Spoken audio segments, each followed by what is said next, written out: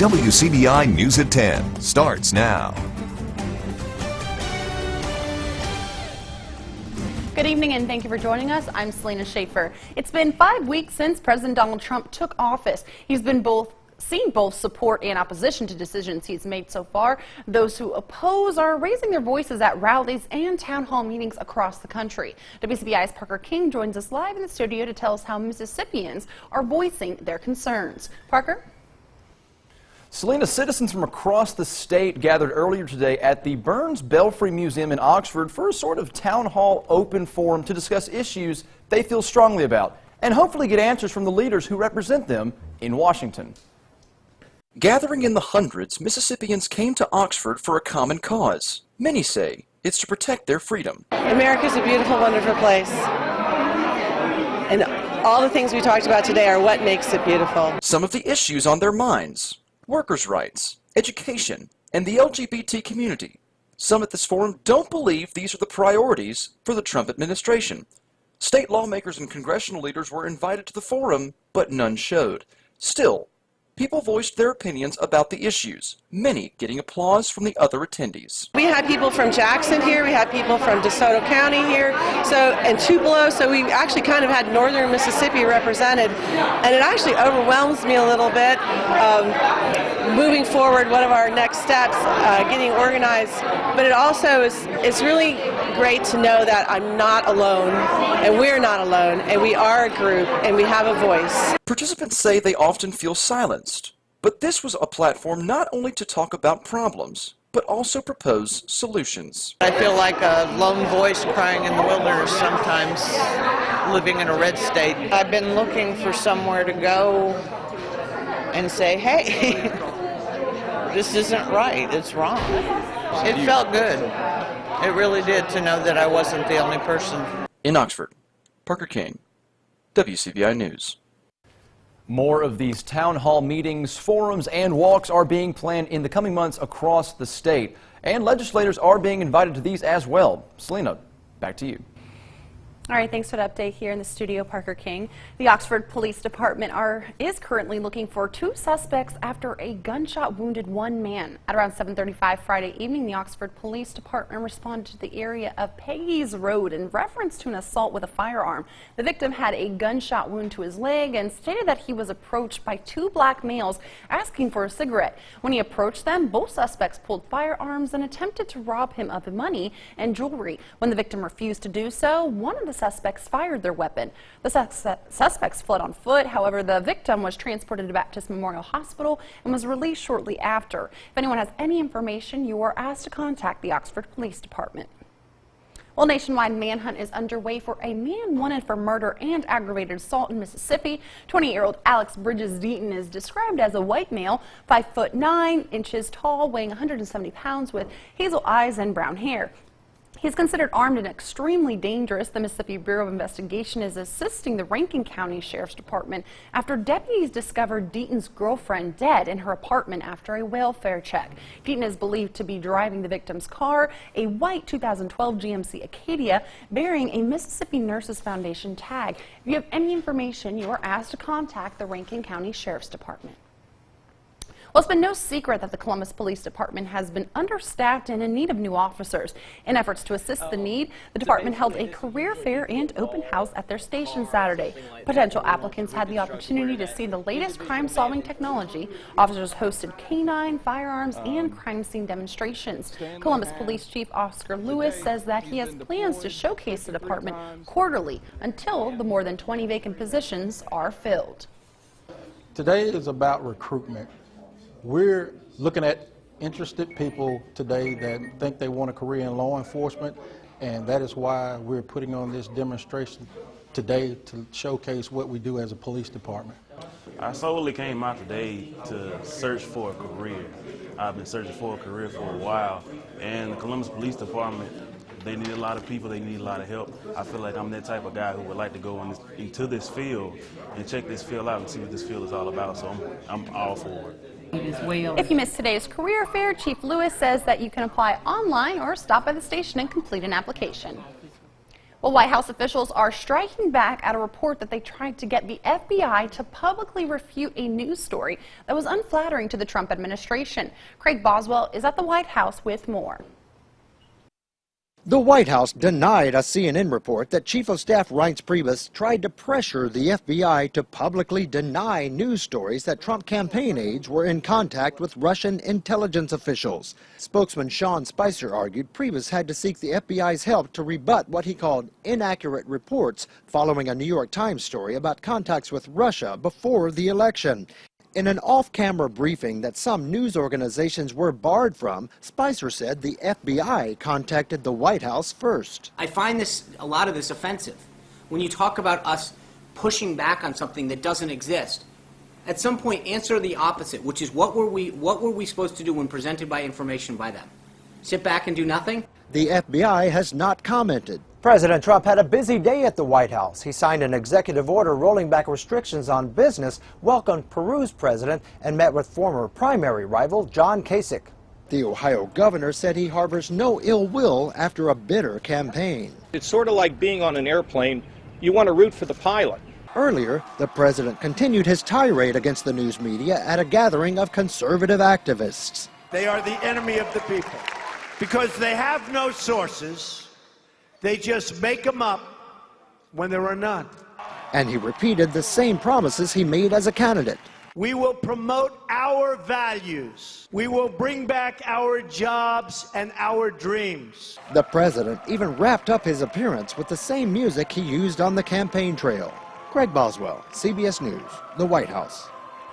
And several news organizations, including the New York Times, the Los Angeles Times, CNN, and Politico, were blocked from partaking in the White House press briefing. Well, it's now time to turn it over to weather for our first look with meteorologist Griffin Hardy. Griffin, how's it shaping up in our area? The cooling trend that started yesterday is still ongoing. We are 26 degrees cooler compared to this time yesterday in Columbus and 31 degrees cooler in Tupelo. Forecast lows for tonight are in the upper 20s to low 30s, right around the freezing mark. And that can wreak havoc on your sinuses. It can make you feel a little sick, so just be aware of that. Your forecast for tomorrow, we got highs in the low 60s and a lot of sunshine. I'll show you when the rain gets here for the work week coming up in just a few minutes. All right, thanks for that update there, Griffin. Well, Mississippi State's Bost Extension Center plays host to the Mississippi 4-H Leaders Conference. This year's theme is Growing Mississippi 4-H Volunteers. Today, more than 100 4-H leaders representing 60 counties from around the state are receiving some valuable training. What we're going to do, you're going to get 2 cubes per to team. 4-H volunteer leaders. It's these skills and resources organizers say are valuable to teaching 4-H youth to become productive citizens. Hopefully, we will give our volunteers the skills and tools needed to go back to their respective counties and 4-Hers and teach what they have learned here. With more than 6 million young people involved, 4-H is the largest youth organization in the world.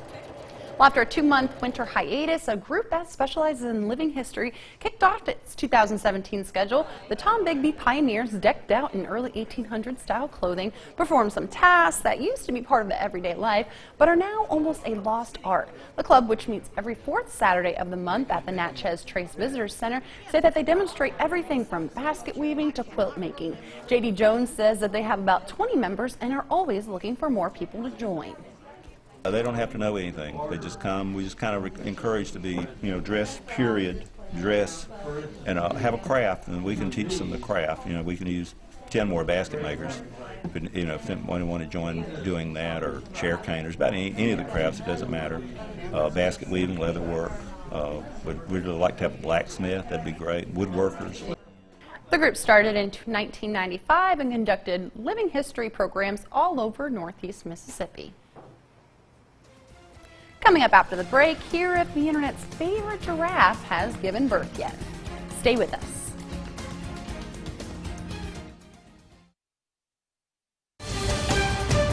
You're watching WCDI News at 10 with Selena Schaefer. Welcome back. It's the giraffe that everyone's talking about. April, the pregnant giraffe, has been captivating the internet for almost a week. as we watch patiently for her to give birth to her 4th calf.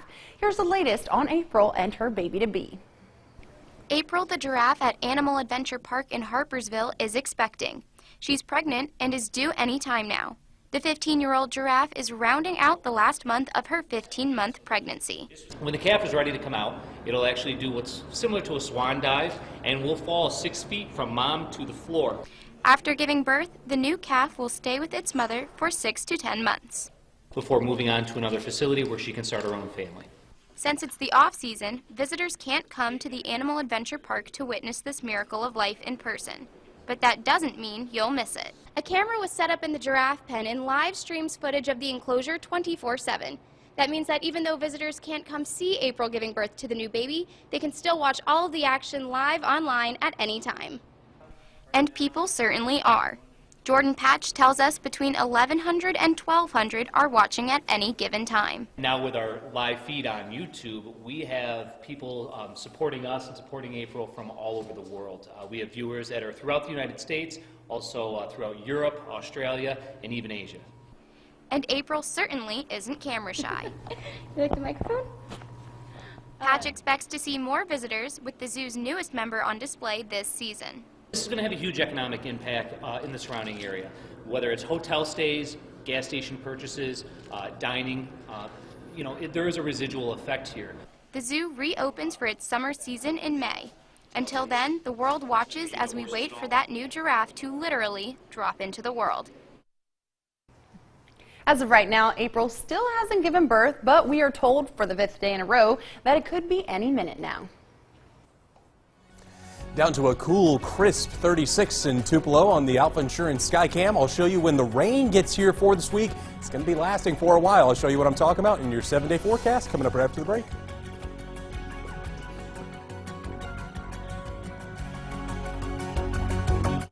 Your first alert weather forecast with meteorologist Griffin Hardy. Welcome back, everybody. So we've got a ridge of high pressure that's been giving us some calm weather for the short term. We're at 40 degrees here in Columbus, but the air is much colder. Here's where this cold front is that passed through earlier yesterday, and that cold air behind that has been settling into the region, giving us forecast lows for tonight in the upper 20s to low 30s. We're getting that next taste of winter that we haven't felt in quite a while, so you might want to bundle up. It's going to get cold just before sunrise. So here's your forecast. Again, we've got a cold night for tonight, more sunshine in the forecast for tomorrow as that high pressure sits over top of us, and then more rain chances work their way in Monday through Wednesday. So we're going to have a wet first half of the week going forward. So here's the ridge of high pressure situated right here tomorrow morning as it slides its way to the east and winds shift back to the south. This will lead to our next system that will be producing some light to moderate rainfall for Monday morning, but scattered nonetheless across much of our viewing area, lasting through Monday afternoon. And as that low pressure makes its way farther to the east, the intensity slows down somewhat for Tuesday morning, but again, more scattered showers ahead for Tuesday morning, and we could see a break from that Tuesday evening. But our next cold front makes its way into the region by Wednesday morning, and the storms along this system look to be a bit on the stronger side so far. We're going to keep an eye on this as the week progresses, but the strongest thunderstorms look to be midway through the week on Wednesday. So as far as rainfall totals go, not very impressive. We're looking at maybe 1/2 inch to 6/10 of an inch in the viewing area, but the bulk of the rainfall will remain farther to our west. These are rainfall totals through Tuesday evening so far. But again, if we factor in Wednesday, we'll be getting more rainfall afterwards for that. So for tomorrow, though, highs are going to be back to right around normal for this time of year in the low 60s in the Tupelo area, and then low to mid 60s farther down to the south in the Golden Triangle region, and then low and mid 60s, or just low 60s in our counties of West Alabama with mostly sunny skies for tomorrow. And in your 7-day forecast, Monday through Wednesday, there are those solid rain chances that we talked about just a moment ago. And a little bit cooler for Monday, but then we're warming back up for Tuesday and Wednesday. And then for Thursday, that's when the rain makes its way out of here and we get more sunshine. And again, we're going to keep an eye on Wednesday because that looks to be a chance for some potentially stronger storms. Selena? All right, a trip to Jackson on the line as playoff hoops heats up on the boys' side. Highlights from all over our area next in sports. Here's WCDI Sports with Tom Ebel. Punching a ticket to Jackson, that was at stake as boys hoop squads from all over our area battled for a chance at the state quarterfinals. We'll start up in Tupelo. Starkville boys taking on the Golden Wave. This one was a slugfest here in the fourth quarter. Darius Agnew gets the ball, fighting the big fella, won't be denied, cuts the Tupelo lead to 3, but here come the Golden Wave. Tygel Hereford, look at his floater over the big fella. That's beauty right there. But this one back and forth, Tupelo up by 5, more from the Golden Wave. Taj Crump, he's going to finish. Nice pass to Kylan Hamilton for the finish. Time winding down for Starkville, under 35 seconds. Look at this move, like Dante Powers. That's pretty right there. 3-point ball game, seconds to go. Tygel Hereford would knock down 2 clutch free throws late, sends the Wave to Jackson. Starkville falls 38-33. Tupelo making their 17th appearance to Jackson in school history. Let's go over to New Hope. Terriante Thomas and the Trojans looking to get to Jackson. Have to get through the Jaguars of Holmes County Central first. Early on, check out this pass from Thomas to Jaquante Bell for the finish. Bell was a force inside for New Hope early on. Then off the steal, Kyrie Fields. He's in transition. He's going to take it all the way himself. Nice double clutch finish there for Kyrie. New Hope would lead early on, but the Jaguars weren't going anywhere. Here's a nice dish inside to Lamondre Brown for 2. Back and forth, high-scoring, fast-paced first half. V. Thomas in transition puts a dude on some skates and a pull-up jumper here. That's pretty. But the Jaguars, they come away with the win late, ending New Hope's season. Trojans fall 64-59. 4A playoff action, Shannon hosting Noxubee County. Shannon up by 6. Jay Dilworth, the 3. That's money. 35-28, but back come the Tigers. Jaquavian Jones, he was the hero last week. You can't leave him that open. Hand down, man down. Noxubee cuts into that lead. Battle underneath. Here's the Tigers again. Fighting. Look at the big fellas. Their rumble and will not be denied. It's Jaquarius Smith with the and 1 bucket. Shannon leads by 7. Red Raiders, CJ Brim. Look at this buzzer beater. How do you make that? 44-35, the Red Raiders, they're headed to Jackson with the 65-57 win over Noxubee County. Possibly the game of the night, Calhoun City on the road facing Baldwin and Felix Hayes. Early on, it was all Calhoun City. Atarius Moore gets it inside. Nice, pretty post move there. Wildcats up by 4. Baldwin trying to answer, down 8-0. Felix Hayes, nice no look. That's inside to Calvin Harris, cuts the lead to 6. More from the Bearcats. The man of the night, Felix Hayes. He's going to get him in the corner. You can't leave him that open. Drains the 3. It's 8-5, but Calhoun City, you can't hold this guy off for too long. Ladavius drains it from way downtown. More from the Bearcats, though. Hayes is going to get the ball inside. He's going to finish with the and one-man bucket. Hayes would eventually make a game-winning layup. Calhoun City loses to Baldwin 74-72. Bearcats headed to Jackson.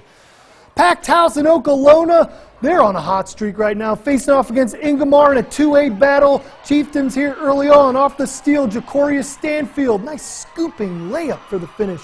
Okolona up 3-0, but the Falcons not intimidated. 3-pointer here from Jay Pickens. That's good. A nice back and forth here early on. Ingomar fighting to stay in it. It's going to be off a 3-point miss. It's going to be a long, or here's the 3-point. That's a make. More here from Okolona. It's going to be off the missed layup, and the big fella, Ladarius Spears with the slam and the finish. Okolona gets the W 69-55. West Lowndes in action, looking to get to Jackson, facing off against the Mount Olive Pirates. Here it's CJ Smith's show. Early on, CJ from downtown. He's going to drain the triple. West Lowndes up by 3. More from the outside. Smith gets it to Devin Chandler for the corner triple. And looks like we're heading into some next sports. We got baseball coming up after the break. Or I should say, never mind. Here's Hebron Christian going up against Riverdale. We're going to, big congrats to Hebron Christian girls. They come away with the MAIS State Championship. Back-to-back state titles for Hebron Christian.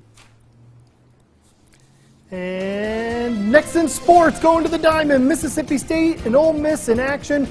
rallies to be had. We're coming right back after next in sports.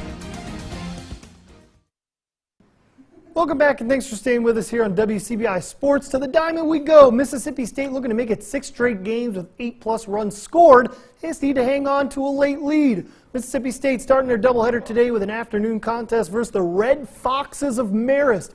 Rough start for freshman Graham Ashcraft, who gets the start. Tyler Kapazinski with the blooper into left. That scores Matt Rubio for Marist. The Red Foxes up 3-1 in the second, but Mississippi State breaks out in their half. Mangum takes one for the team. He'll load the bases after getting drilled by the pitch. And then the man of the weekend, Brent Rooker, connects on this one. That's going to bring home Ryan Gridley and Jake Mangum. Bulldogs up 5-3 after 2. Rooker would go 4 for 4 with 4 RBIs on the day after going 4 for 4 with 8 RBIs yesterday. Ashcraft would settle in after that. No runs were surrendered after that. He pitched 5 innings with 4 strikeouts. And then, of course, who else but Brent Rooker is going to connect on another one. It's going to bring in Ryan Gridley home all the way from first. Rooker, over his past 2 days, how about this? 8 for 8, 3 home runs, 14 RBIs. Yeah, that's pretty good, I think. Bulldogs hang on to the lead. They get the W in Game 1, 12-4, and they also beat Indiana State in the second game to sweep the Saturday doubleheader. Game 2 action for Ole Miss taking on UNC Wilmington. James MacArthur throwing the sauce for Ole Miss. He'd fan 11 batters. That's a career high. He'd have a no-hitter through 6. To run support we go. Corby Bortles, he's going to slap one to left. That's going to bring in a run. Ole Miss up 3-1, but they would go down 4-3 at the top of the 8th. No matter. Tate Blackman's going to start a rally for the Rebels off the single. That's going to bring home Gray Kessinger. Play at the plate. He's safe. Ole Miss would score 5 runs in the bottom of the 8th. Rally late to get the W against the Seahawks. They get control of the series, and they win 8-4 and stay undefeated. Coming up tomorrow, we get to look forward to seeing if Mississippi State women's basketball makes history by getting an SEC regular season title in their matchup against the Tennessee Lady Vols. Should be a good one over in Starkville tomorrow. It's also senior night, so we'll have all the highlights, a recap of that coming up tomorrow on WCBI Sports. We'll have a last review forecast coming up after the break. And a final look at your 7-day forecast. We've got sunshine again for tomorrow with a high of 61, and then Monday through Wednesday, solid rain chances with the strongest storms expected on Wednesday, and then Thursday, sunshine and more highs of 61 come back. Just a roller coaster of temperatures, up and down and up and down. It makes us sick. It It really does. I've heard you sneezing. Trust me. Stay away. Alrighty, guys. Well, thank you so much for joining us this evening. We hope you have a great one. Take care.